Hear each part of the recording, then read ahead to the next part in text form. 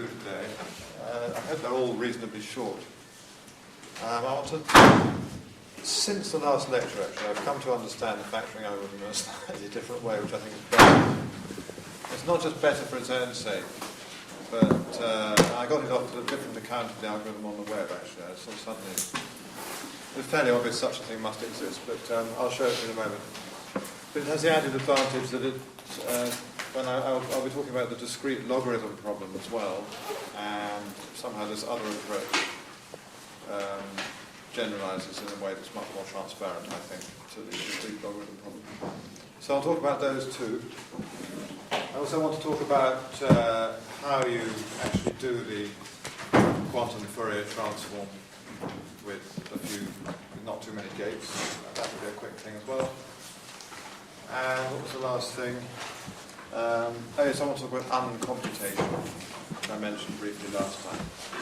Let's start, since it's underlined everything, let's start with the quantum Fourier transform and how to do it fairly quickly. So, I'm just going to draw a diagram, and I'm going to try and make it rather similar to the way people draw diagrams in this area to represent quantum circuits. So the classical circuit is fairly easy. You've got directed graphs, and you label the nodes according to whether they're OR gates or AND gates and so on. It's a little bit harder with quantum, or somehow a slightly different notation seems to be called for. And I will just define the following gate. I'll define an RK gate to be given by the unitary matrix 1, 0, 0, e to the minus 2 pi I over 2 to the k. So we should think of this as taking 0 and 1 to e to the minus 2 pi I over 2 to the k. 1. We're going to be doing quite a few of those operations. So here's a diagram. I'll just draw the diagram and I'll explain how to interpret it, and I think that will be enough, probably. So we'll have our input bits.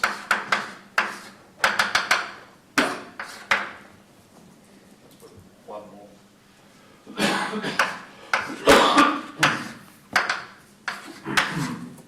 Down to Jn. So we want to take this input bit, or any superposition of that, and get something on the right-hand side that will give us the Fourier transform. And just I should remind you of the formula for the Fourier transform. It was, I've now got it with j's rather than x's. Sometimes I'll write it in terms of that. So it's 1 over square root of 2 to the n, 0 plus e to the minus 2 pi I point jn 1, and then we have 0 plus e to the minus 2 pi I point jn minus 1. I think so. Last thing I want to say, I wrote it in terms of x instead of j's. I got that the wrong way around. No, I think that's okay.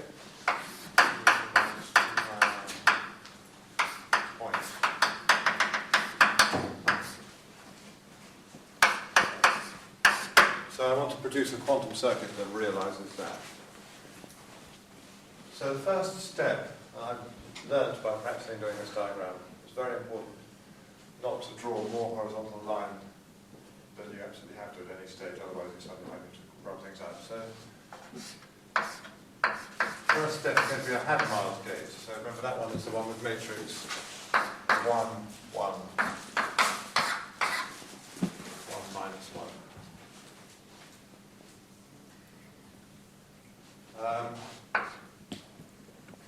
And the next step will be a controlled R2 gate. So I do R2, but only if J2 equals 1. So that's what this notation means. R2 means I do an R2 gate, but if I've got a little sort of node thing there, a vertical line that says only do it if this one equals 1. If you think about it, that's just as good as a unitary operation. You're taking, instead of doing the unitary operation to both halves of the cube corresponding to what the value of J2 is. We're fixing one half and doing the unitary operation to the other half, and that's still fine.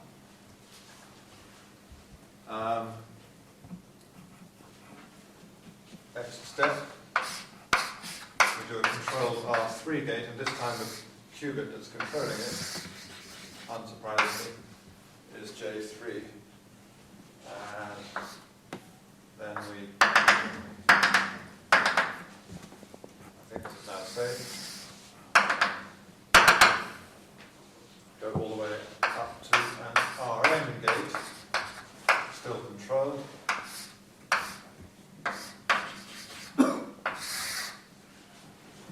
And now we say, well, thanks very much, J1. And I made a mistake the last time I did this of then drawing a nice big vertical line there and then wishing I'd put some dots in it. So I won't draw anything there yet, but we'll have a Hadamard gate applied to J2. And then the process, I think it's fairly obvious what I'm going to do next.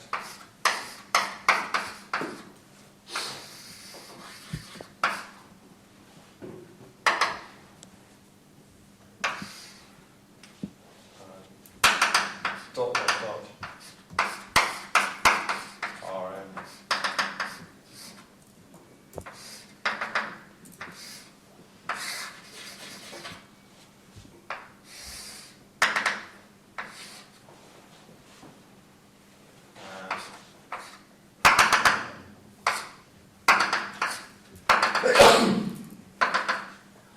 And the last step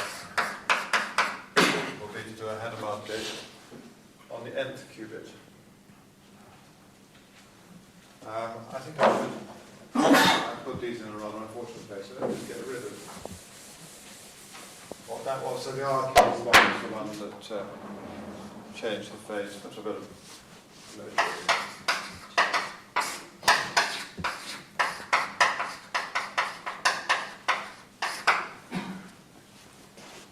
so let's try and see what happens to J1 during this complicated operation. So when we do a Hadamard gate, that takes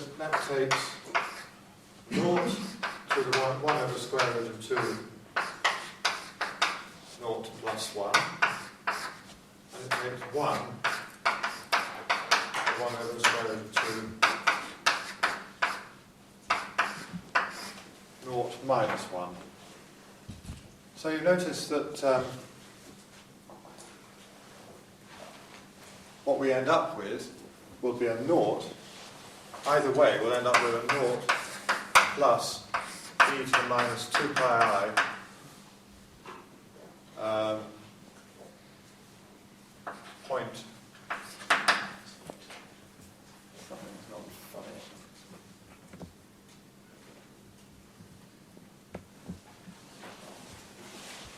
Point J1, 1, and then the square root of 2.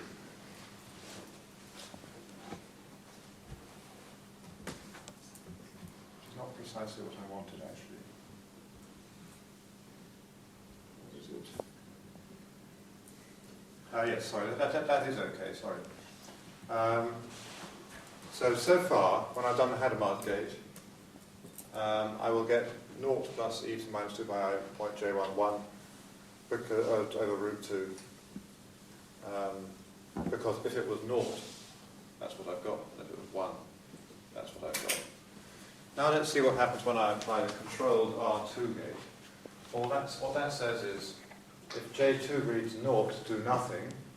And if J2 reads 1, then multiply the 1 part of it by 2 pi I over 2 squared, which is the same as changing this to e to the minus 2 pi I point J1, J2. So it's e to the minus 2 pi I over 2 squared. So I've put in the point, made that into a point J1, J2, and as I go on, I end up getting this bracket here. You might say, well, wasn't I trying to get this? But it turns out that the way you need to do it is to get the things in the wrong order and then do a further operation, which I'll talk about to get them into the right order. So the Hadamard gate in the first place gives you 1 over root 2 times the combination that depends on the first digit. And then the other controlled gates give you the other digit. Now you might ask, why don't you just have a controlled gate? But the trouble is, we're trying to do something to the J1 itself. So the Hadamard thing is a slight sort of trick to get a controlled R1 gate, so it's not really a controlled R1 gate. In the second line, do you want to go R2 up to Rn minus 1 rather than R3 to Rn? Oh yes, I think I do, yes, you're absolutely right.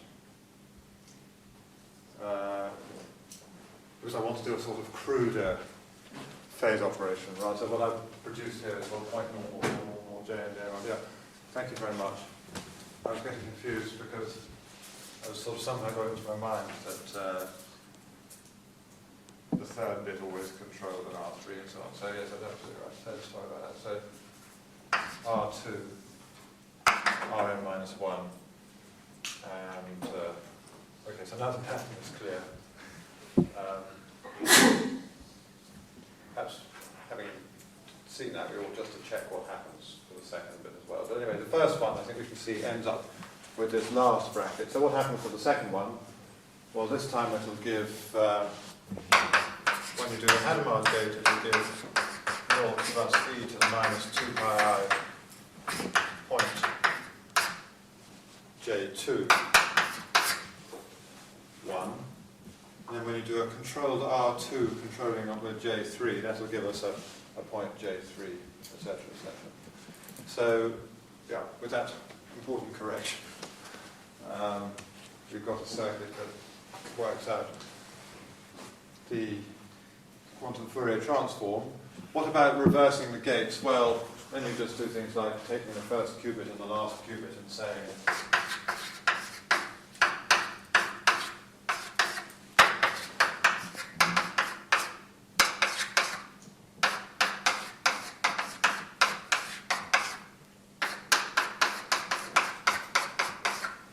takes what was in the first qubit and sticks it in the last one, and vice versa, which then reverses the order of these brackets and gives us the quantum Fourier transform that we really wanted.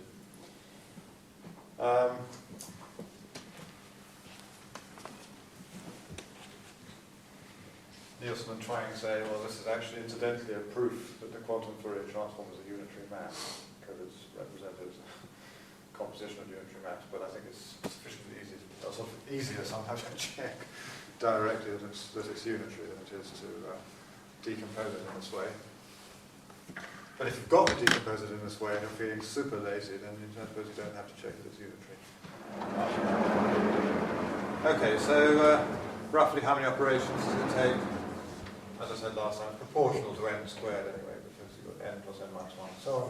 And then you've got those final swapping bits at the end.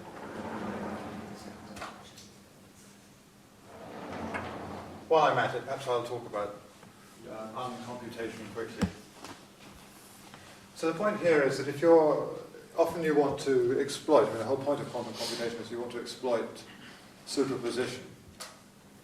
And if you've done some classical computation and produced some garbage bits, then some things that ought to be adding together are now being sort of tensor producted with some different stuff over there, and then they don't interfere with each other anymore. So it's very important to make sure that that doesn't happen. And there's a little dodge for doing so.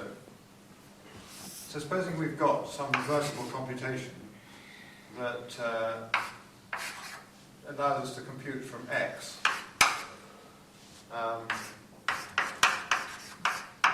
Some state fx. This is all classical, so I don't really need to think. I think I'm not going from D. States. And I'll just say we reversibly compute function x goes to fx, except we weren't really able to do that. What we had to do was add some extra stuff here and produce fx gx, where gx for some, as they call it, garbage bits that we don't really want. So the trick for dealing with this is you start with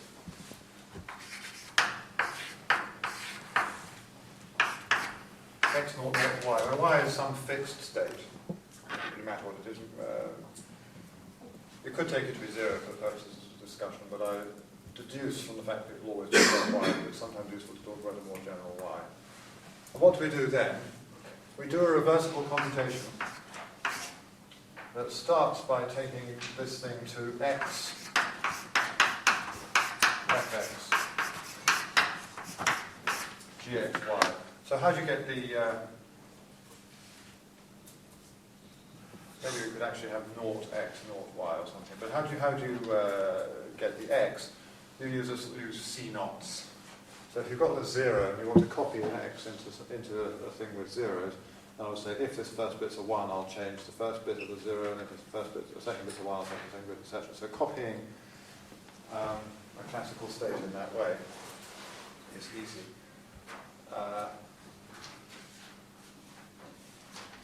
There's something else I could say. It's called the no cloning theorem, which one should be aware of, which says that you can't take a quantum state and just duplicate it, so that you can't get from, there's no quantum process you can do that will get you from whatever state you've got to it times an independent copy of itself. Basically because you just check that's not a unitary. But this is all right. Now once you've done that, you then copy the garbage, you copy what you want, f of x onto y, again using C naught. So now you get fx gx. That's a mod 2 sum of y plus fx. So what are we doing here? We're just going through the bits of f, and if this one's a 1, I'll change the first bit of y, and if this one's 1, I'll change the second bit of y, etc. So we get that. Once you've got that, you recall that the process that you did for getting from x naught naught to x fx gx was reversible. So you just reverse it, and you get from here to x naught naught y plus fx. So in particular, if y had been 0, you've now got x fx, which is what you wanted, rather than x fx gx.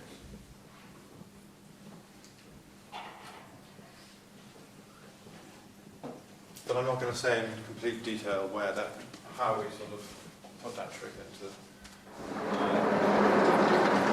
Shaw's factor, but just to say that you have to do it in one or two weeks just to make sure that the interferences really work after you've done some classical computation. So now, what's this other way of looking at the factoring algorithm, and in particular at looking at the order finding part of it? So what I did last time, the spiel went something like this. Supposing by some miracle we had a vector us equals 1 over the square root of r sum j equals 0 to r minus 1 of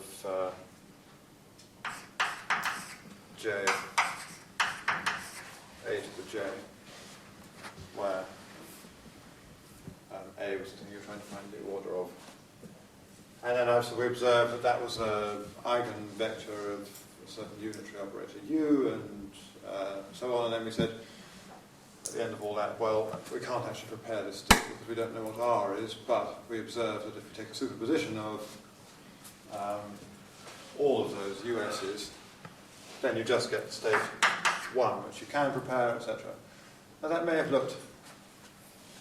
It's sort of pretty clear that if you can do that, then you could have just done the whole process to 1 and just decided to see what happens. And I just hadn't got my head around what did happen when you started with 1. But now I have, and it seems to be much simpler. I think just saying all this stuff about, suppose by some miracle, blah, blah, blah, which in fact you don't need a miracle, is maybe not the best way of thinking about it. So it is completely equivalent, so it's not too bad actually to see both ways. So here's another way of viewing what we did last time. It's to say what we can prepare is the following state.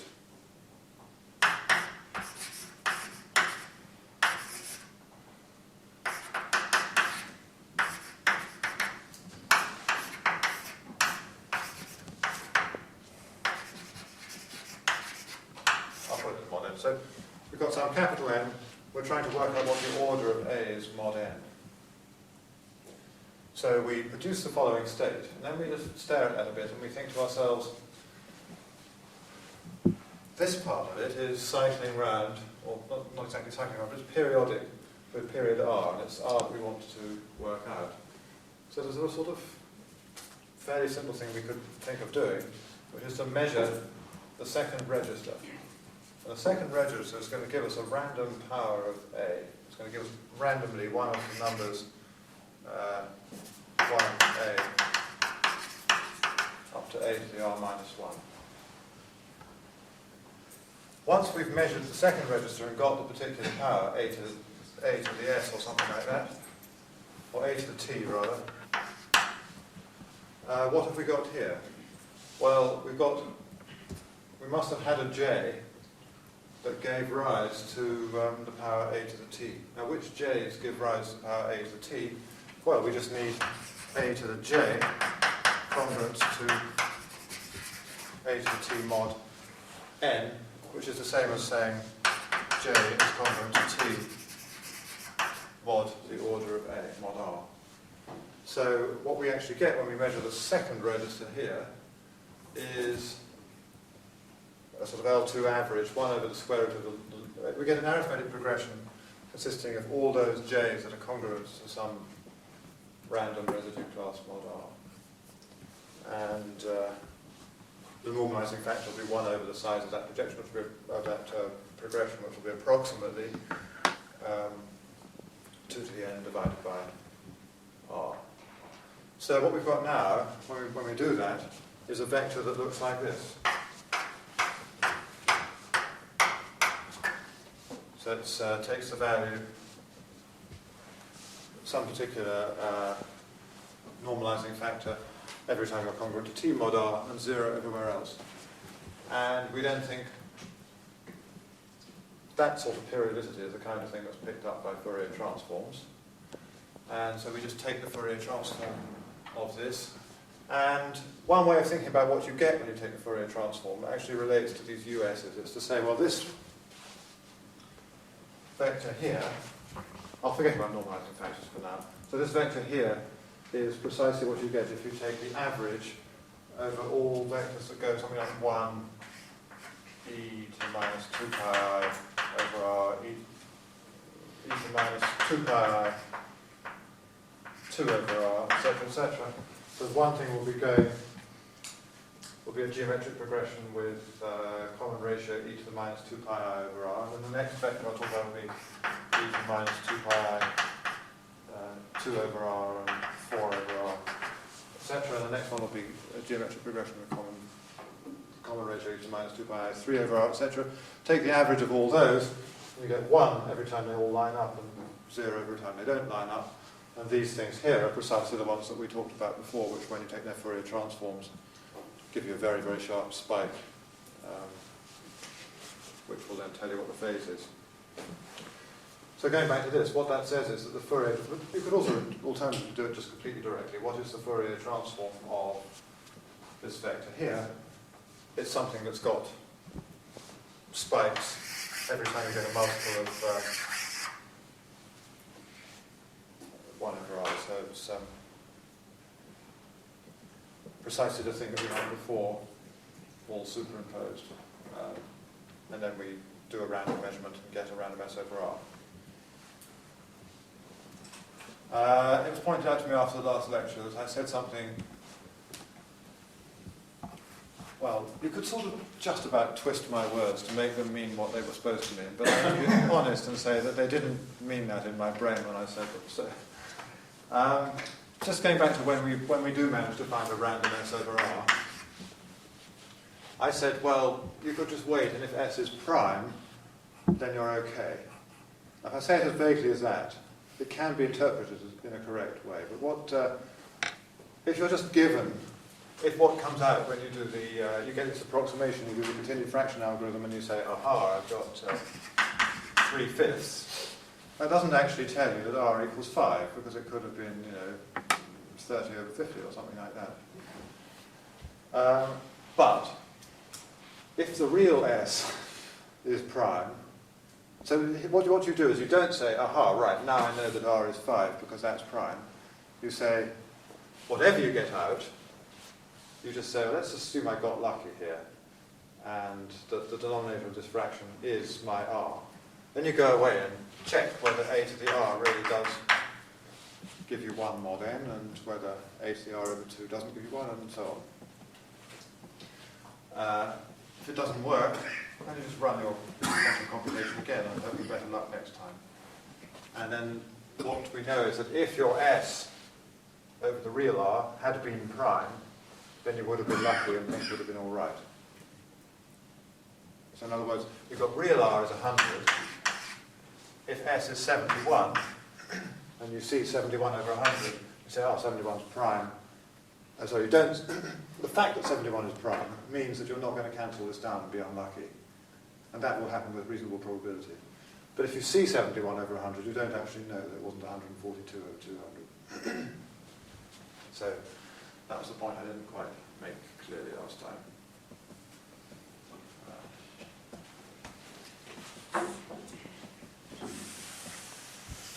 However, I should just mention there is another way of dealing with things.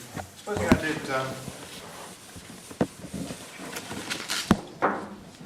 ran the experiment twice and got S over R and S dashed over R and S dashed were co-prime. Now these aren't what I'm necessarily going to see because I'll be reducing them to their lowest terms. But if I reduce both these fractions to their lowest terms and I get A over B and C over D, then if S and S dashed are co-prime, it's quite easy to check that the lowest common multiple of B and D has to be R, because in order to cancel S and R down to get A over B, I had to cancel different things from the ones that I had to cancel, or from the primes that I was doing when I cancelled S dashed over R to get C over D. So another way of doing it is just to run the experiment twice and hope that when you take the lowest common multiple of the denominators, you'll be okay. And what's the probability that you're okay? It's the probability that a random pair of integers is co-prime. And that's much better than the probability that a random integer is prime.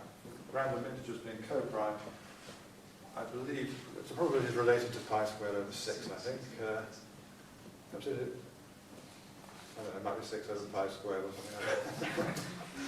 Whichever one was less than 1, so I think. So there you actually only have to run the thing a constant number of times before you're overwhelmingly likely to succeed, rather than a logarithmic number of times in A or polynomial number of digits. And now I'm going to give you a very, very brief sketch of what to do with the discrete logs. So the discrete logarithm problem is this. We've got an A. Because we've got a quantum computer handy, we've managed to calculate what the order of A is mod n, and we've worked out that it's R. Now somebody evilly raises A to a power, and they don't tell us what that power is. But they just say B is congruent to A to the S. And they evilly do that because they're trying to send some message using RSA to somebody else. Or something like that. Anyway, we are given a B and challenged to find the S for which A to the S is congruent to B.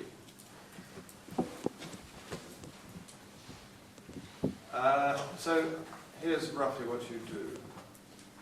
Instead of, what we're going to create is the following state.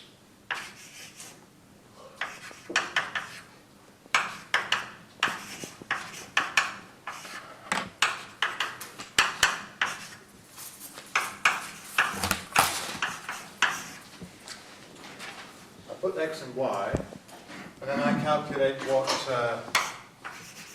A to the X, B to the Y. And that's everything's mod n. That's A to the X, B to the Y mod n. By the way, I can create this state because I do know what R is now. So I just sort of go up to R. I worked out the order of R. I'm going to oversimplify in the following way. I'm going to assume that we can work out the Fourier transform exactly in Zn, where in fact I would have to do a power of 2 and do some approximations. But let's just pretend we didn't have to do the approximations and that we had a super fast quantum Fourier transform for any n. Which is not the case, but I hope you can just believe me. that you do this, then you work out what modifications you need to make if in fact your quantum Fourier transform was for a power of 2 that was a certain amount bigger than n, gave you good approximations instead of exact answers. I just want to give you the essence of the idea here. So we're going to follow this second way of looking at things, and we just measure the last thing and see what that tells us about the first lot. So having created this state, we measure this, and we get, we don't know what it is, but we will get some power a to the t. So we don't know what t is, but we'll get some a to the t. Now what can we say about the set of pairs now, x, y, that could have given rise to a to the t? Well, they are pairs. We need, it's all pairs such that a to the x, b to the y is congruent to a to the t mod n, which is the same as saying that, now bearing in mind that b equals a to the s, it's the same as saying that x plus sy is congruent to t mod r. So when we measure this, then for some t, we're going to get the set of all x, y such that x plus sy equals t, which means that we can say x is congruent to t minus sy. So now we want to ask ourselves, well, actually what we want is, we've got a set of pairs with x depending linearly on y, so it's sort of some very nice structured subset of zr squared. So what we want to talk about here is the Fourier transform mod r. Sorry, the Fourier transform in zr squared. So not just. So let me just quickly, briefly digress and tell you what a two-dimensional Fourier transform is.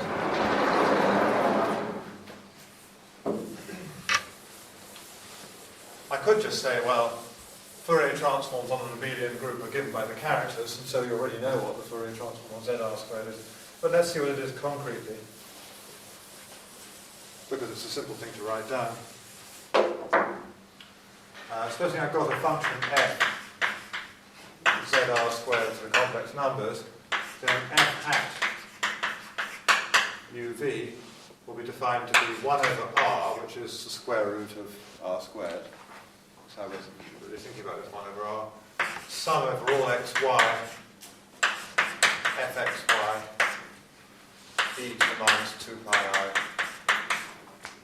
ux plus vy.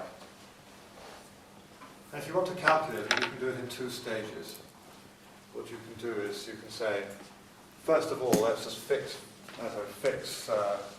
y and think of it as a function in x, and take the Fourier transform in x, and then I'll get some function g uy, and then I'll fix this u part and work out the Fourier transform in y, and then I'll get f hat uv. I won't justify that in full detail, but it's an easy exercise to see that you can get a two-dimensional Fourier transform just by doing a pair of one-dimensional Fourier transforms. So, working out the Fourier transform in zr squared, if you've got a nice quantum Fourier transform available, is also a very fast operation. Do you have to divide by r squared? The exponential,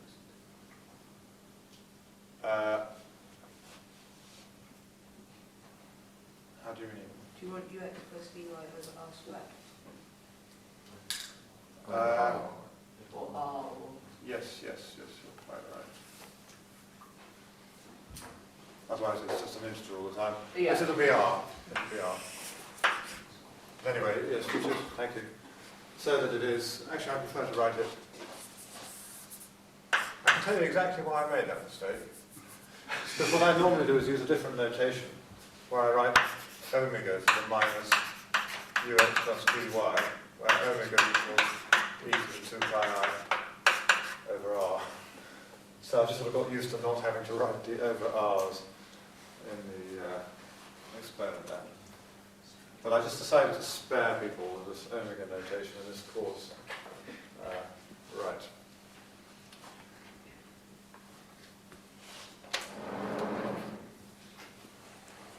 So now, let's just think what the Fourier transform of, well, what have we got? We've got some superposition. We've got, when we've done this measurement, we end up with the following function. We've got fxy equals 1 over the square root of r if x is congruent to t minus sy, and naught if x is not congruent to t minus sy.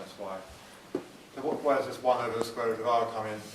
Well, it's because there are possible solutions to this, and they're all, so to speak, equally likely, and so we have this normalized effect of 1 over root r.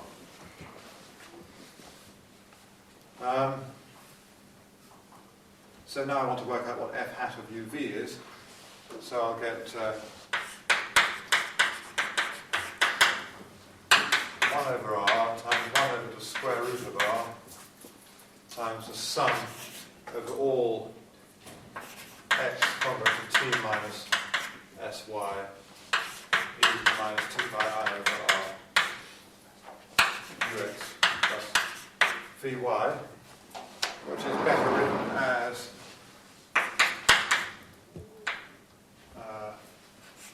1 over the square root of r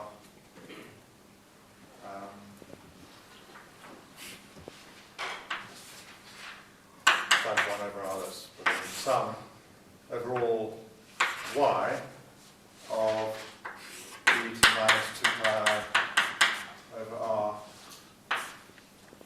So x is t minus sy, so u t minus u s y plus vy.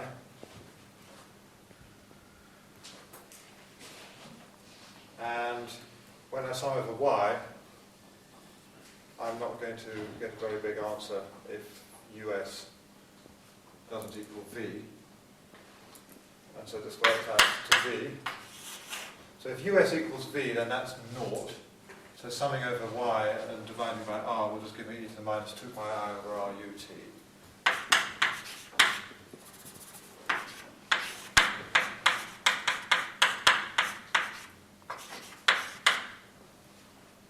And that's, so that was if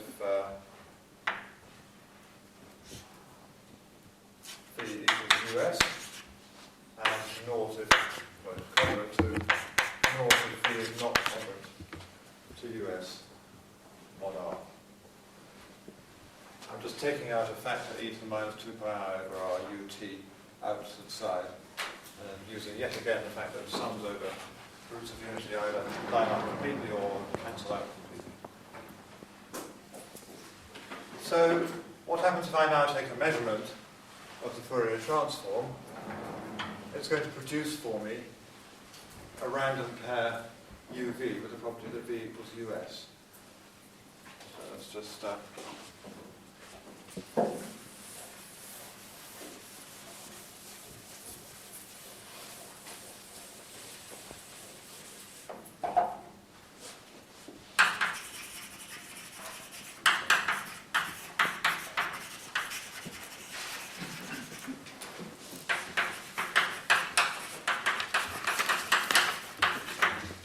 pretty promising. We're trying to find out what S is. We've got a random pair like that. But it's not quite absolutely perfect because R is composite. So we could work out what S is if we could just invert mod U, but I'm sorry, if we could invert mod R, so take the inverse of U. We can't always do that. However, what we can do is just run the experiment a few times. Supposing I manage to find pairs U1, V1. Well, let's write it as U1, SU1, and U2, SU2. If I do this a few times, again what I said about the probability of two random integers being co-prime, after a pretty short amount of time, I will get a pair such that U1 and U2 are co-prime. And now if you haven't forgotten your numbers and sets, you'll know exactly what to do whenever you have two numbers that are co-prime. And so we find H and K such that HU1 plus KU2 equals 1, and therefore H of this plus K of this equals S, and we've got our S. And that solves the discrete logarithm problem in polynomial time. So the rough message there is that a similar bag of tricks that gives you the order of an element also does a discrete logarithm, but we have to generalize to a two-dimensional Fourier transform. And it's been generalized further. People have said, well, what actually is the general thing that you can do? And it's something called the hidden subgroup problem. And I can't remember exactly what it says. Something like you've got an abelian group and you've got a coset of a subgroup and you don't know what that subgroup is.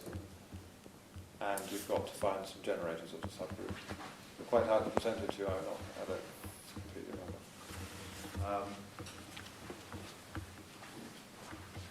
Right.